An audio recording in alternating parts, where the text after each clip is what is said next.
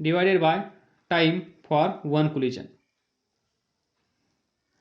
This is Newton's second law. How to find average force? By using Newton's second law, we can find average force by this relation, change in momentum divided by time. तर इथे लिहून ठेवा, F is equal to delta T, असं लिहिलं तर काही हरकत नाही, delta P divided by delta T. हे डीपी अपॉन डी टी आपण कधी घेतो? For very very small time interval.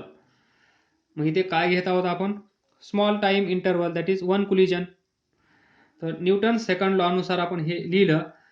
Now change in momentum तुम्हाला माहित आहे, that is F A V G is equal to delta P X divided by time interval छोटा सा delta T. Equation number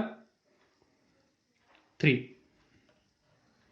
By using this equation we can find average force exerted by this gas molecule during this collision.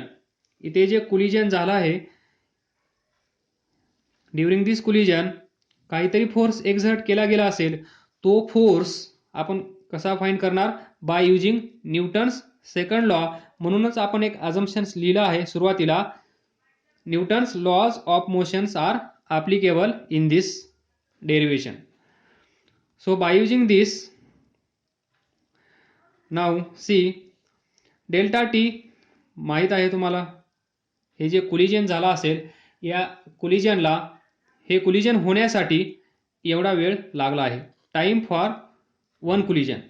Delta P X change in momentum, हे पण तुम्हाला माहीत आहे. तर पहा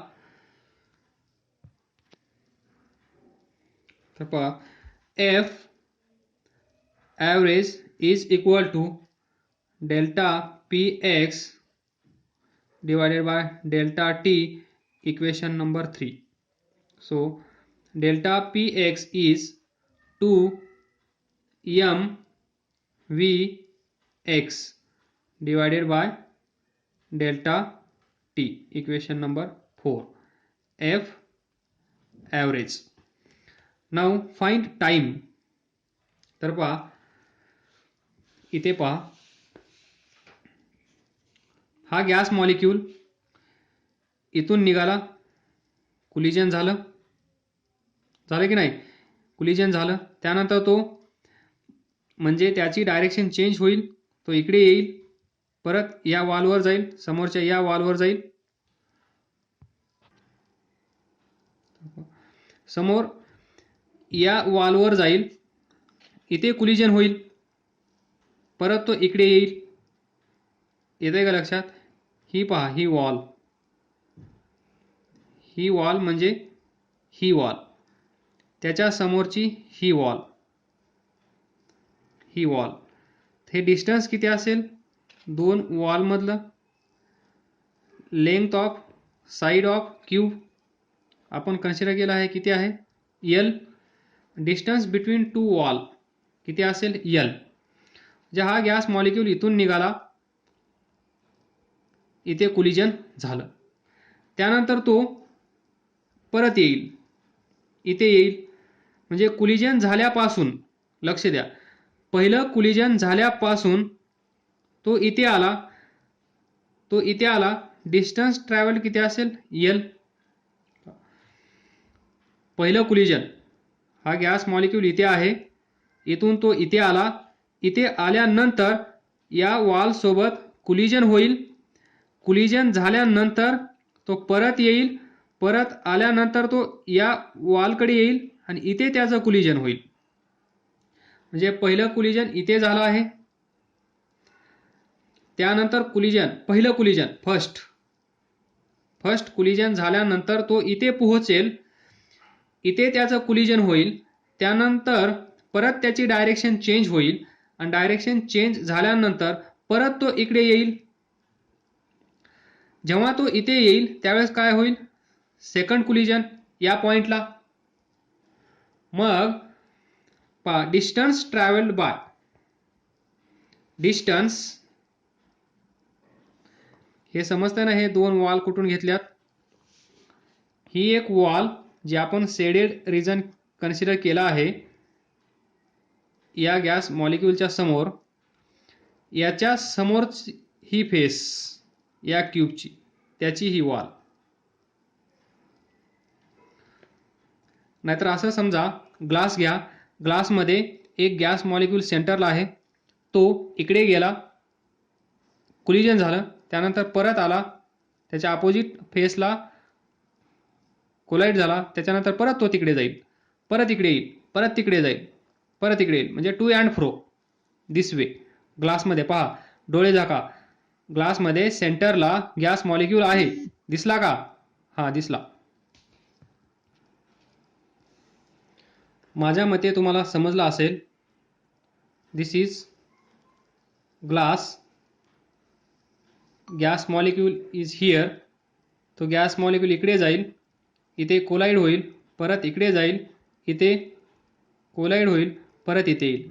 म्हणजे पहिलं कोलिजन अँड सेकंड कोलिजन या दोघांमधला टाईम. म्हणजेच पहिला कोलिजन आणि दुसरं कोलिजन याच्यामधलं डिस्टन्स. तर पहा, distance travel by gas molecule between two collision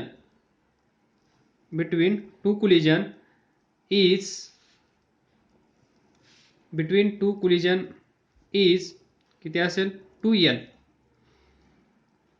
gas molecule इथे आहे, इथे गेला पहा, त्यानंतर तो इथे आला, कोलिजन झाल्यानंतर, पहिलं कोलिजन झाल्यानंतर तो इथे पोहोचेल, म्हणजे L डिस्टन्स ट्रॅव्हल केलं.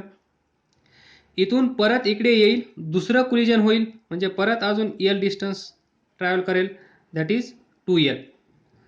Distance travel by gas molecule between two collision, पहिलं कोलिजन दुसरं कोलिजन यांच्यामध्ये त्याने पाथ किती कव्हर केली? 2L. देन टाइम टेकन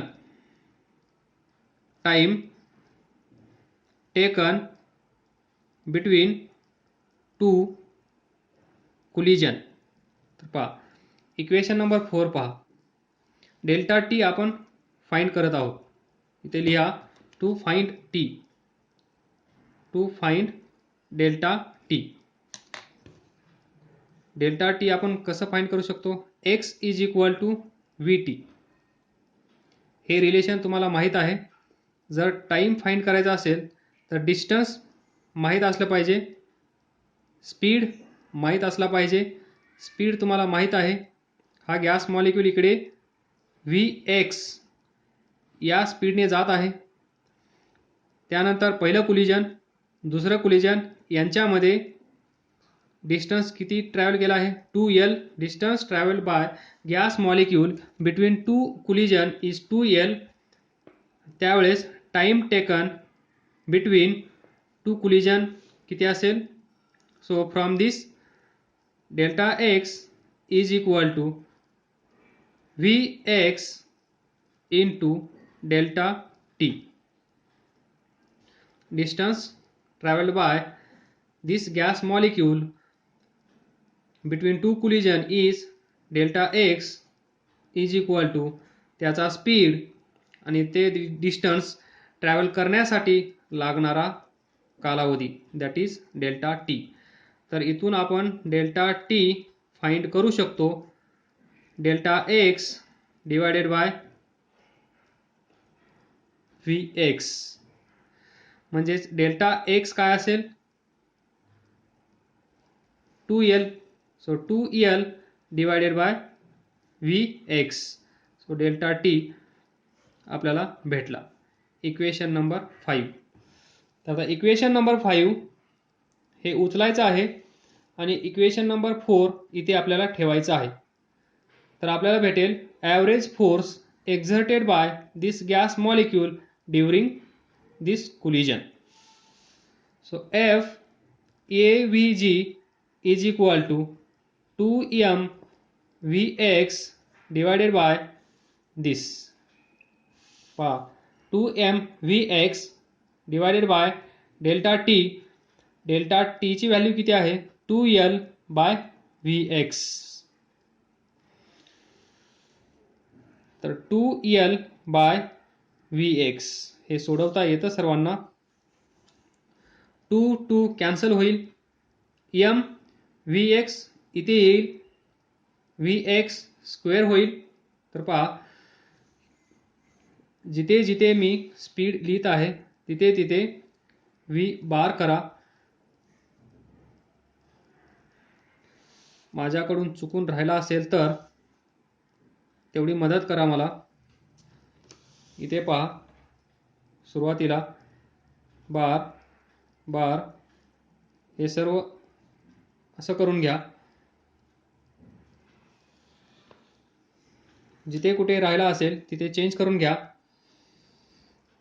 काय ना गरमी आहे त्यामुळे होतं असं कधी कधी. तर पहा force average force is equal to this bar this V bar ते असेल डिवायडेड बाय L. किती आला m V bar square in x direction divided by L. हे असेल this is force exerted by one molecule. आपण एकच molecule consider केला आहे सर्वांना माहित आहे. तर हा जो फोर्स आहे average force exerted by this molecule आपण प्रत्येक वेळेस लिहित आलो आहोत.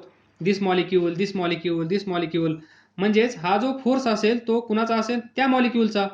दिस is force exerted by one molecule on this wall. Correct. तर इथे आपण असं लिहूया F ॲव्हरेज 1 पहिला molecule is equal to m V bar x1 square divided by L पहिला मॉलिक्यूल. त्यानंतर F2 दुसरा molecule m V bar x2 square divided by L. दुसरा मॉलिक्यूल पण एवढाच फोर्स एक्झर्ट करत असेल नो डाऊट. FAVG3 तिसरा molecule m Vx3 bar square divided by L. Equation number 6 हे सर्व एक इक्वेशन याच्यात ॲड करा. FAVG लास्ट किती आहेत मॉलिक्यूल्स माहीत नाही. शेवटचा molecule m Vxn bar square divided by L. हे असतील force exerted by so many molecules present over here. म्हणजेच या कंटेनरमध्ये या क्यूबमध्ये जेवढे मॉलिक्यूल्स असतील पहिला मॉलिक्यूल एवढा फोर्स, दुसरा मॉलिक्यूल एवढा फोर्स, तिसरा मॉलिक्यूल एवढा फोर्स, शेवटचा मॉलिक्यूल एवढा फोर्स. तर पहा काय करू शकतो आपण आता टोटल ॲव्हरेज फोर्स फाइंड करू शकतो. Total average force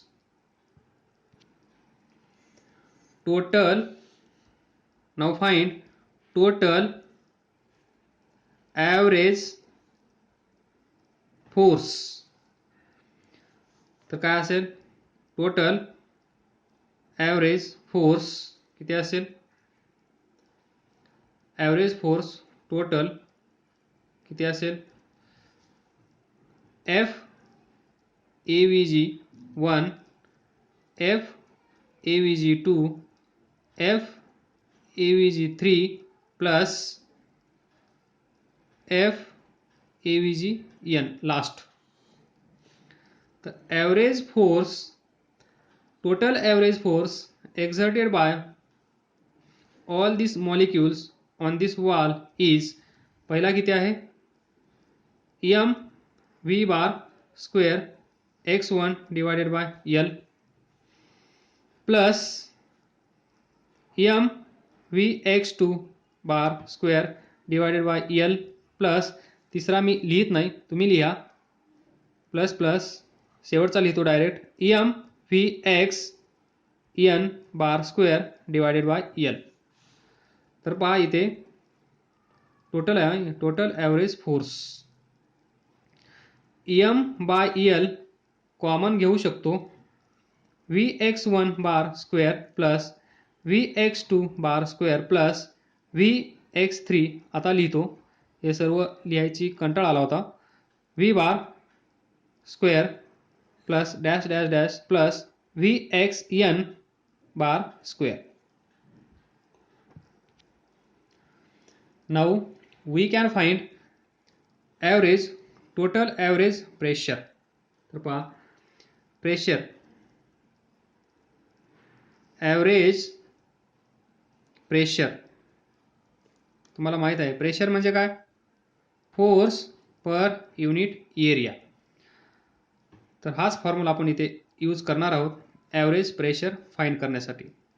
average pressure is equal to काय असेल, ॲव्हरेज फोर्स लिहित नाही, तुम्ही लिहा ॲव्हरेज, इथं कसं लिहिलं आहे तसं तुम्ही लिहा, FAVG असं लिहू नका, जे मी बोलत आहे ते लिहा.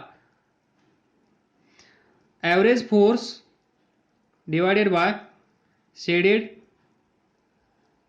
एरिया, पहा हा टोटल एरिया, कारण सर्व मॉलिक्युल्स, हा मॉलिक्युल्स इथे आला, हा मॉलिक्युल्स इथे येईल, हा मॉलिक्युल इथे येईल, टोटल एरिया ॲव्हरेज. कारण हा जो फोर्स आहे ॲव्हरेज फोर्स, याच्यामध्ये जेवढे मॉलिक्युल्स आहेत त्या सर्व मॉलिक्युलमुळे एक्झर्ट होणारा फोर्स आपण कन्सिडर केला आहे, एका मॉलिक्युलमुळे नाही. कारण एक मॉलिक्यूल, कधी कधी हिंदी वर्ड्स येतात, समजून घेण्याचा प्रयत्न करावा. तर average pressure FAVG divided by shaded area. तर पहा average pressure PAVG is equal to average force किती आहे, टोटल इथे काढला आहे आपण, किती आहे, M by L v x one bar square v x two bar square v x three bar square plus dash dash plus V x N bar square divided by shaded area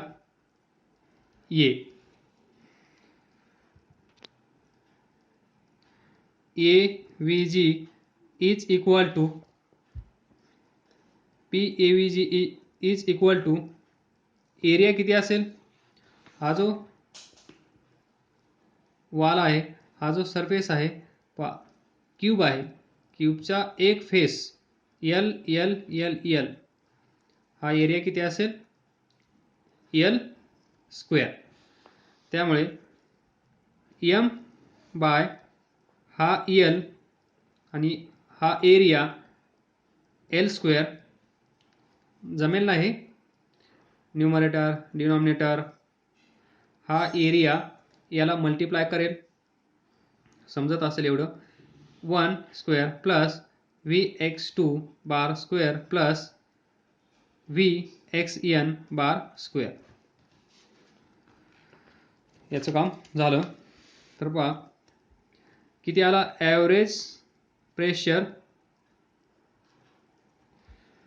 M by L cube v x one bar square v x two bar square v x N bar square. तर इथे थोडंसं adjustment करण्याचा आपण प्रयत्न करूया. तर ती adjustment काय असेल पहा, इथे divide by n, that is number of molecules divide केल्यानंतर मल्टिप्लाय पण करावं लागेल,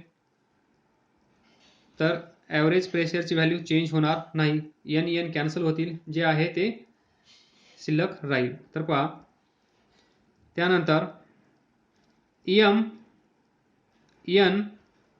एल क्यूब म्हणजे काय? क्यूबमध्ये हा क्यूब आहे, याची साईड एल आहे, तर एल क्यूब म्हणजे काय असते ते? व्हॉल्यूम. तर L cube volume of cube is this.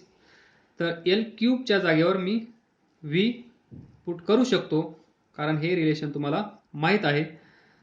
Then ब्रॅकेटमध्ये पहा, Vx1 बार स्क्वेअर, Vx2 बार square, Vx3 bar square dash dash dash Vxn bar square divided bye n. तर पहा, what is this bracket? Vx1 पहा, हा मॉलिक्यूल y z x हा molecule इकडे जात आहे, म्हणजेच Vx हा मॉलिक्यूल इकडे जात आहे, म्हणजेच component of velocity along x axis Vx. त्यानंतर हा पहिला मॉलिक्यूल म्हणून 1, दुसरा मॉलिक्यूल Vx2, तिसरा मॉलिक्यूल Vx3, चौथा मॉलिक्यूल Vx4, पाचवा मॉलिक्यूल Vx5, सहावा मॉलिक्यूल Vx6. आला कंटाळा? नाही, घ्या अजून एक Vx7.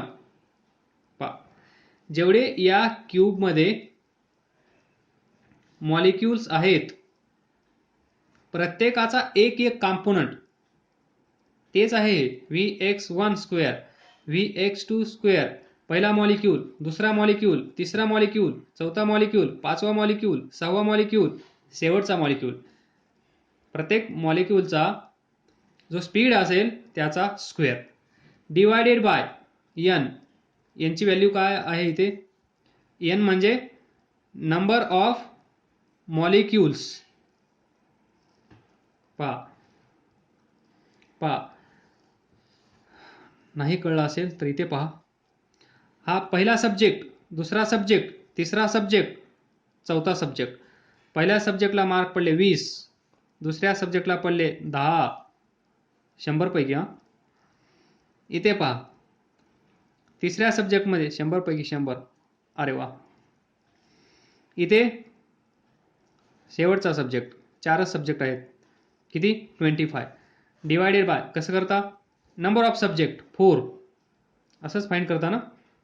तेच आहे, वेगळं काही नाही आहे. पहिला मॉलिक्यूल, दुसरा मॉलिक्यूल, तिसरा मॉलिक्यूल, चौथा मॉलिक्यूल आणि हजारो लाखो करोडो मॉलिक्यूल्स माहीत नाही, आपण कन्सिडर केला आहे n molecules, number of molecules.